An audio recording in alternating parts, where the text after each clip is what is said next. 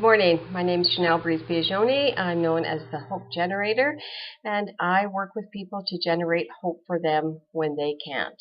And specifically, we're talking about loss and when people have things and events that happen in their life that cause them to grieve and to mourn. And so understanding that loss can come from a variety of ways. Typically, we think about this as being a physical death in life, but there are many more ways to experience loss. So divorce, separation, moving to a new community, job loss, loss of a pet, ending a relationship, ending a friendship. Those are also other ways that people experience loss in their life. And that brings up a host of grieving responses for everyone.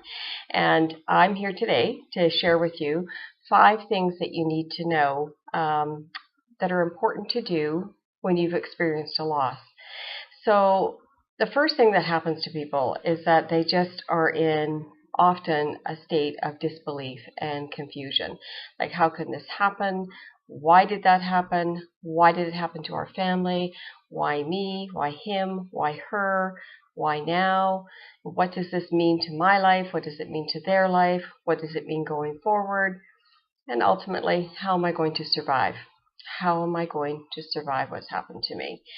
So, typically, people feel like they need to push on, that they need to fix it, they need to get better, they need to be happier, they need to go back to work right away, they need to do all these things that are going to help them come back to who they were.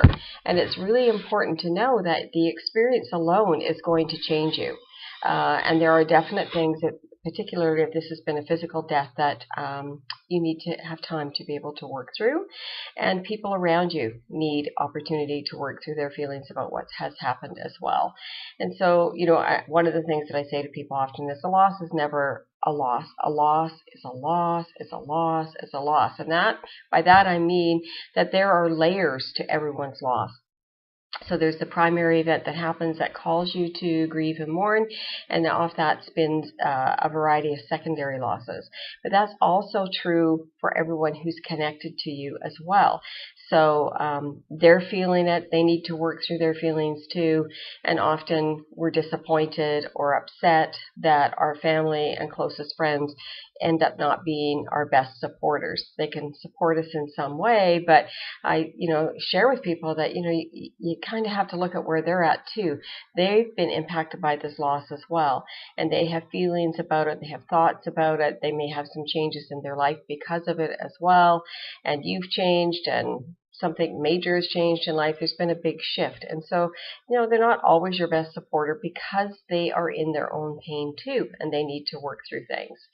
So number 1 on my list for people to do is you need to pause life when something happens to you. And that's really what the call to action is. That something happens that calls a halt to your life. These are life-altering events in some way and on some level. And people are called to just stop, spend time, kind of hunkered down and thinking and feeling and away from the outside world. And I know that that isn't always easy for people, particularly if this is a physical death and sort of what the standard bereavement leave is in the workplace, which is often 3 days. And that is if that person who has died makes the list of those that are considered to be immediate family. And it doesn't really work that way because we live in a global world and people have extended families and they have what we call adoptive families that, the bloodlines are not there, but this is somebody who's just as close to you as a brother or a sister or a mother or a father, and you need the opportunity to grieve as well. So if you're caught in a situation like that where you don't have the opportunity to stay home for 2 weeks or a month, and sometimes it's the financial issues that get in the way that people can't stay home from work, then it's really important to cut yourself some slack and understand sort of what you're going to be going through isn't going to just put itself on hold because you have a job that's Monday to Friday, 9 to 5, or whatever those hours would be. That grief is relentless, and it will find its way every day into your life and to want to make you to pause and to feel what you need to feel. So be prepared that if you go back to work too soon, or you're traveling, or you have to get back to your responsibilities, that it's going to be quite bumpy and unpredictable, and you're not going to feel yourself, and your sense of concentration will be off, and there's confusion, and you can't remember what you're doing, so your attention span is really challenged. You won't feel well because you're probably not going to be sleeping well. You're probably not eating the way you used to. You probably aren't getting exercise or participating in your recreational activities the way that you did before. And all of that has an impact on your sense of well-being emotionally and physically and even spiritually. So if you do have to go back to work right away or back to your normal routine, and often if you think of a young mom and young dad who have children and responsibilities, you can't just abandon that. Cut yourself some slack, that it is going to be challenging, and through that, then what you need to do is carve out some breaks during the day and cut back on what you can cut back on. So if you are a person who sits on a lot of boards and committees, like, you may have to take a bit of a leave from your volunteer work, do whatever you need to do to get some extra time where you can go to bed earlier, where you can take some nice long bubble baths and just kind of relax. Get out in nature, move around, breathe in fresh air. All of those things will help. So pausing life is number 1 on my list. Number 2 on my list, and I alluded to this in the first one, is activating supports. And this is short-term and long-term supports. And it happens naturally when there's a loss in our life. People rally around us. They want to be there for us. They want to help, and they want to support us. But you know what? Their life calls them back too. And as time moves on for them, they go back to their routine and to their life, but you are still immersed in your pain and your sorrow. And it's another loss when you don't have that level of support. So this is probably more about people who are supporting someone in grief than it is about the person who is grieving. But if you're the supporter, you want to commit to what you can commit to and not overcommit, because you don't want to pull that out from under them. And if you're the one who's grieving, it's important to know that, people can't be there for the length of time that you're going to need. So seeking out short-term and long-term supports that will go the distance with you are really important. And so sometimes that goes outside of your immediate social circle or family circle, and you may need to talk to a clergyman, to a social worker, to your doctor, to a counselor, attend a support group. I mean, there's all kinds of things that you can do, but short-term and long-term supports are extremely important in the grieving process. Everyone needs them. Number 3 is allow yourself to feel what you're feeling for however long that you're feeling that. And that's where the supports are really important, and that's where pausing life is really important. Grieving and mourning are all about how we feel on the inside, which is grief, and giving expression to those feelings to the outside, which is the mourning part. So grieving and mourning are 2 separate things. So how you feel on the inside and getting those feelings from the inside to the outside. That doesn't always mean that talking for people is easy, and sitting with somebody and doing the talking head thing doesn't always work, but there are other ways to do that. You can write in a journal, you can write on your computer, you can do recordings, talk about how you feel out loud, even if you're by yourself. It's about getting those feelings from the inside to the outside, because ultimately when we're doing that, we're releasing the pain and the sorrow. Another thing is, allow yourself to feel. And if that means that tears are coming, that's okay, because you know what? Tears are good. Tears are healthy.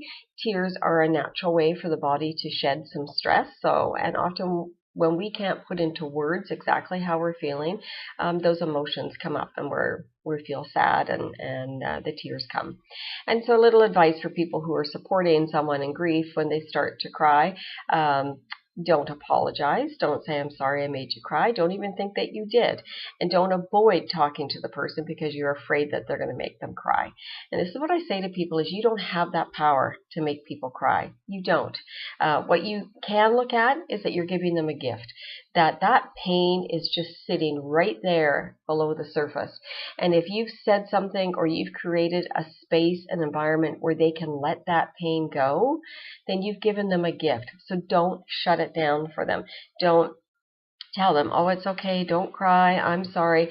Just be there, be present to their pain, and let that pain out for as long as they need to cry. And you know what? Nobody has ever cried and never died from crying, but people have died from a broken heart. So tears aren't going to kill them. They're not going to cause, long-term illness, but holding all of that in can.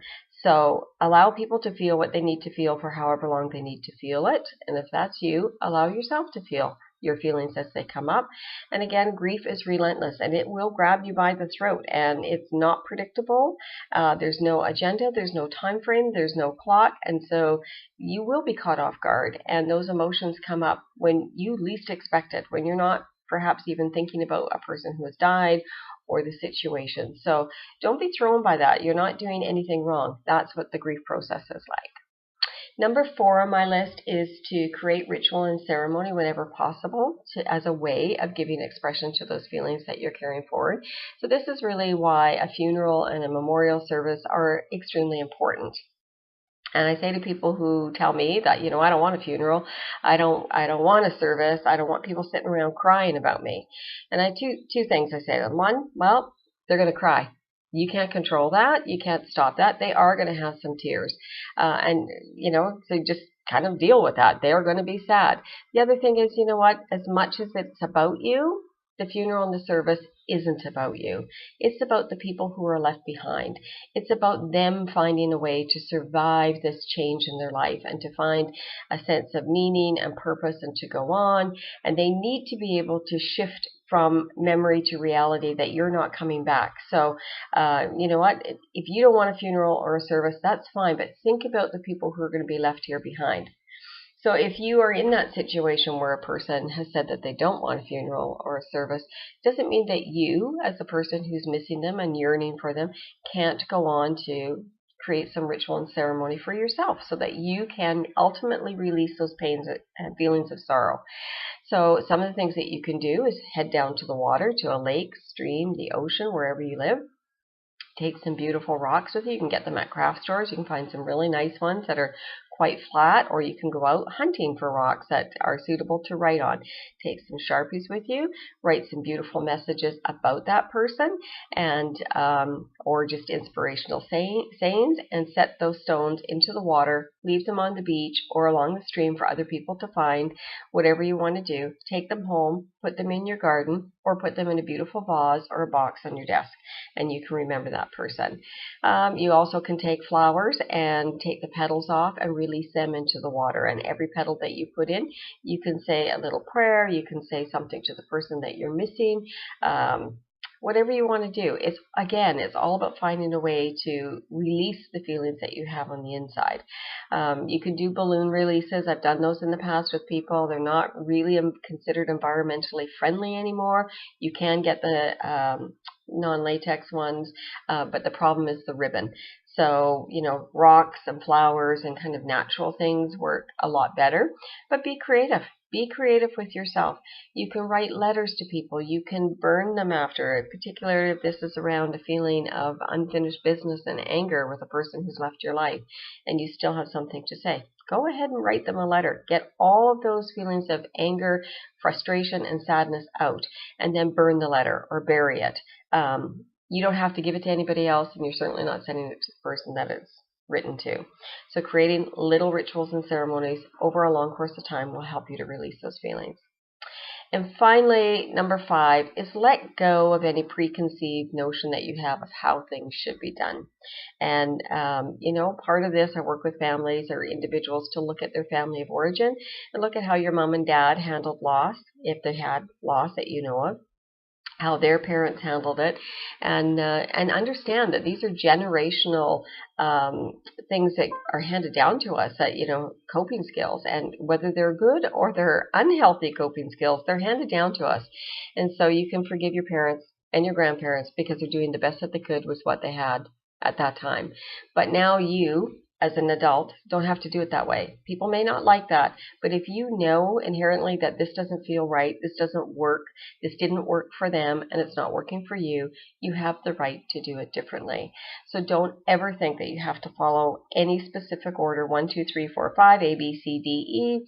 You can do this grief piece your way. It's as individual as a snowflake. You know, every person is different and every person finds different meaning. And so a big thing that I do is I don't use a cookie cutter approach when I'm working with people who are in grief. I don't believe in that. I can't come in with a prescription and say to you, do this, do that, this is how it's done. None of that applies to anyone, including me. And so I don't believe that grief can be assessed, treated, or diagnosed in any way. Grief demands to be facilitated. And that's what I do with people. I help you to facilitate your grief and find meaningful ways for you to find the answers that you need and to give expression to your feelings of sorrow. So let go. Let go of any preconceived notion, because I guarantee this is the roller coaster ride from hell, and how you thought it was all going to play out will be completely different. So the top 5 things to recap are: 1, pause life whenever possible. And if you can't just take a full break from your routine, find out ways that you can carve out time so that you can work through the process of grieving, which is not time specific. 2, activate your support systems. Short-term and long-term supports are very, very important. 3, allow yourself to feel whatever you need to feel for however long you need to feel it. You're not doing this wrong. You need to feel what you need to feel. 4, create some ritual and ceremony in your life to give expression to those feelings of sorrow. And 5, let go of any preconceived notions of how you think the grief journey should be, and find meaningful ways for you to do it that will help you in the process. And above all, forgive yourself for being the one left here to live, or being the one to carry on without that person. We all have the right to have joy and love in our life and to complete our journey. And so it's really important that you let go of all of this. And it's going to take time. And it isn't time won't just heal it. It's what you're going to do with the time that is going to help you to heal. So that ultimately you can go on to live a life that has a sense of purpose and happiness and joy again. Doesn't mean you'll forget the person. Doesn't mean that you'll forget what happened.